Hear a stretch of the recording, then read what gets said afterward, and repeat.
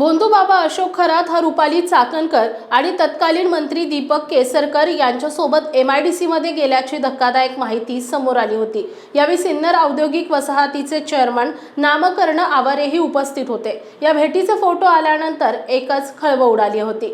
यावर नामकर्ण आवारे यांनी खुलासा केला होता, मी भोंदूबाबा खरातला ओळखत नाही, माझा काही संबंध नाही, मंत्री म्हणून केसरकरांना बोलावलं होतं असं आवारे यांनी म्हटलं होतं। मात्र आवारे यांचे खरातशी संबंध असल्याचे पुरावेच शिवसेना ठाकरे गटाच्या नेत्या सुषमा अंधारे यांनी दिले होते। आवारे यांनी असा मी नामकर्ण नावाचं पुस्तक लिहिले असून त्या पुस्तकाला खरातनं प्रस्तावना लिहिलेली आहे। या पुस्तकातून आवारे यांनी खरातची वरेमाप स्तुती केली आहे। आवारे यांनी खरातला सिद्ध पुरुष आणि ब्रह्मांड नायकही म्हटलंय।